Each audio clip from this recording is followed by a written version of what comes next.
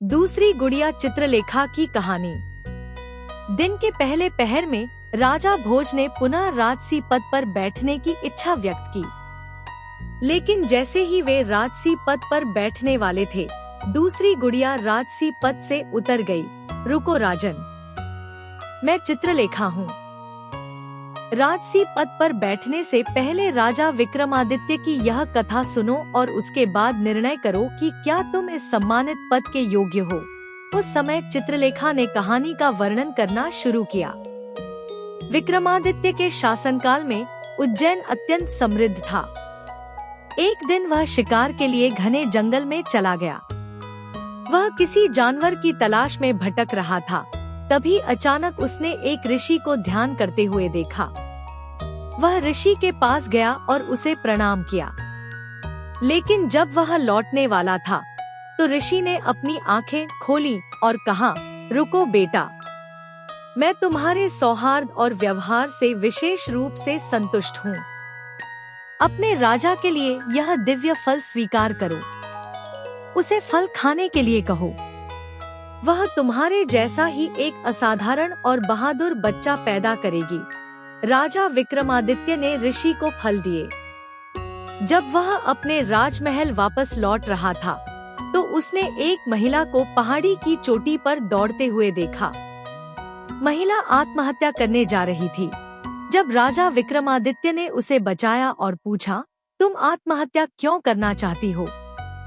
इस जल्दबाजी के पीछे क्या कारण है? महिला ने उत्तर दिया, हे भगवान, मेरे उद्धारकर्ता, मेरा पति मुझे हर समय प्रताड़ित करता है क्योंकि मैंने 7 लड़कियों को जन्म दिया जबकि वह एक बच्चे की चाहत में था।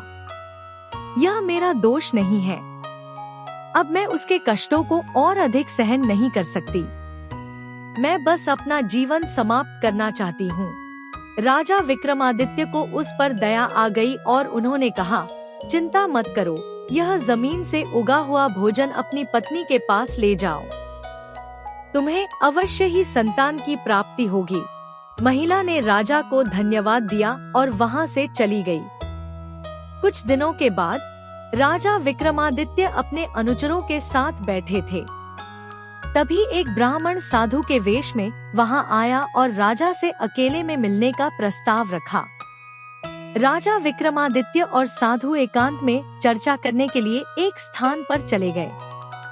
साधु ने कहा, पुत्र, मैं तुम्हारी न्यायप्रियता, उदारता और निर्णय क्षमता से बहुत संतुष्ट हूँ। मैं ईश्वर से प्रार्थना करता हूँ कि वह तुम्हें एक संतान दे जो तुम्हारे जैसा महान राजा बने। मैं तुम्हें एक अद्भुत फल देने आया हूँ, जिससे तुम्हें तुम्हारे जैसा ही बच्चा पैदा होगा। राजा विक्रमादित्य ने जब फल देखा तो वे अचंभित रह गए, क्योंकि यह वही फल था जो उन्होंने उस महिला को दिया था। वे क्रोधित हो गए और बोले, तुम कोई ऋषि नहीं हो। मुझे बताओ, तुम कौन हो और यह अद्भुत फल तुम्हें कहाँ से मिला? ऋषि भय से कांप उठे और बोले, हे राजन, यह फल मुझे मेरी प्रियतमा ने दिया है। वह अपने पति से ईर्ष्या करती है और उससे प्रेम नहीं करती। विक्रमादित्य ने मिट्टी के उत्पाद अपनी पत्नी के पास ले गए। वह उससे बहुत प्यार करता था। हालांकि राजा को नगर रक्षक से मोह था, इसलिए उसने फल उसे दे दिया। सिपाही को एक नर्तकी से प्यार हो गया, इसलिए उसने फल उसे दे दिया। नर्तकी ने राजा विक्रमादित्य को फल देने का फैसला किया, क्योंकि वह एक वीर संतान के लिए सबसे उपयुक्त व्यक्ति थे। वह राजा के पास गई और उसे फल दिया। जब उसने वही फल देखा तो वह दंग रह गया। नर्तकी ने कहा कि उसे यह फल नगर के सिपाही से मिला है। राजा विक्रमादित्य को समझ में आ गया कि उनकी रानी विश्वासघाती है। वह रानी के पास गया और फल के बारे में पूछा। रानी ने उत्तर दिया, मैंने फल उसी क्षण खा लिया था जब आपने मुझे दिया था। फिर राजा ने फल दिखाते हुए पूछा, यदि आपने फल खाया है तो यह क्या है? रानी ने अपना अपराध स्वीकार किया और उसके बाद बेहोश हो गई। राजा विक्रमादित्य बहुत दुखी और निराश महसूस कर रहे थे। वे शांति पाने के लिए चिंतन करने के लिए जंगल में चले गए।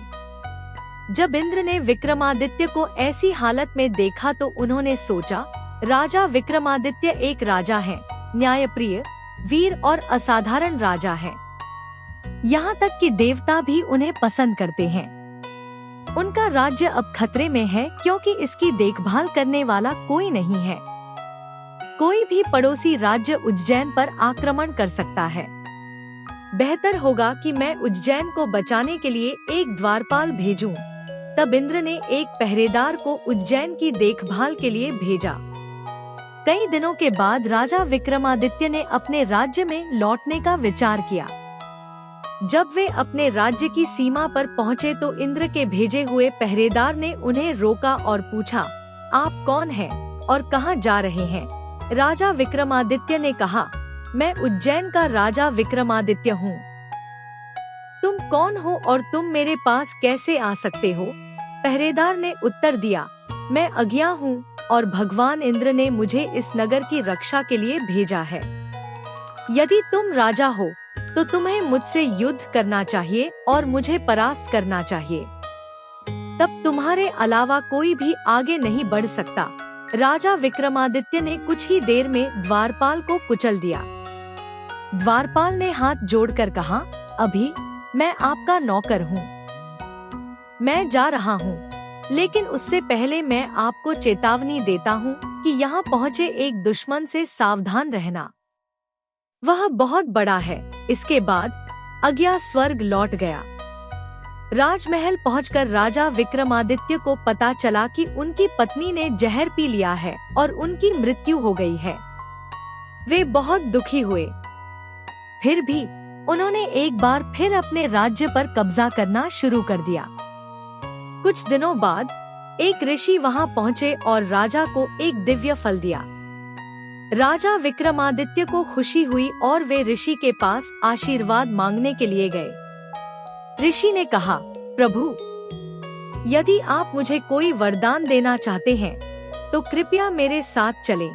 ऋषि राजा विक्रमादित्य को एक श्मशान के पास ले गए और कहा, हे राजन, इस स्मारक उद्यान में एक वृक्ष है और उस वृक्ष के एक सिरे पर बेताल नाम का शव लटका हुआ है। मैं एक सिद्धि, असाधारण शक्तियों की प्राप्ति कर रहा हूँ, जिसके लिए मुझे बेताल की आवश्यकता है। यदि आप चाहें तो उसे यहाँ ले आएं। राजा विक्रमादित्य ने ऋषि को वचन दिया और वृक्ष पर चढ़ गए। उन्होंने बेताल को वृक्ष से नीचे उतारा और अपने कंधों पर बिठाकर चलने लगे। चलते चलते बेताल राजा विक्रमादित्य को एक कहानी सुनाने लगा। मौका पाकर बेताल वापस वृक्ष पर उड़ गया। ऐसा 24 बार हुआ।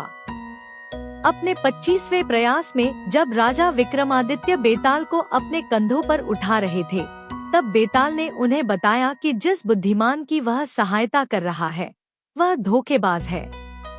वह तंत्र साधना कर रहा है और इसके लिए उसे तपस्या के लिए एक राजा की आवश्यकता है। जब विक्रमादित्य वहां पहुंचेंगे तो बुद्धिमान उनसे एक राजा की मांग करेंगे। देवी के समक्ष प्रार्थनाएं। जब विक्रमादित्य झुकेंगे तो बुद्धिमान उन्हें मार डालेंगे और हार मान लेंगे। जब राजा विक्रमादित्य को ज्ञानी की चतुराई के बारे में पता चला तो उन्होंने बेताल के प्रति कृतज्ञता व्यक्त की। भगवान विक्रमादित्य बेताल को अपने कंधों पर उठाकर उसके पास आए। जब ज्ञानी ने उन दोनों को देखा तो वह बहुत प्रसन्न हुआ। उसने राजा विक्रमादित्य से देवी के सामने प्रार्थना करने को कहा, लेकिन संदेहास्पद राजा ने कहा कि पहले ज्ञानी प्रार्थना करे। ऋषि को राजा विक्रमादित्य की इच्छा के बारे में कुछ भी पता नहीं था, इसलिए वह प्रार्थना करने के लिए नीचे झुका। जब वह नीचे झुका तो विक्रमादित्य ने अपना सिर काट दिया। देवी ने राजा विक्रमादित्य की तपस्या से प्रसन्न होकर उनकी सेवा के लिए 2 बेतालों को नियुक्त किया। इसके बाद राजा विक्रमादित्य अपने राज्य में वापस आ गए। राजा भोज को यह कथा सुनाने के बाद गुड़िया ने पूछा, क्या आपने कभी राजा विक्रमादित्य की तरह चिंतन और समर्पण किया है? यदि नहीं तो आपको इस राजपद पर बैठने का कोई अधिकार नहीं है। यह कहकर दूसरी गुड़िया भी अपने स्थान पर लौट गई। राजा भोज पुनः परेशान हो गए और पूरी रात आराम नहीं कर सके।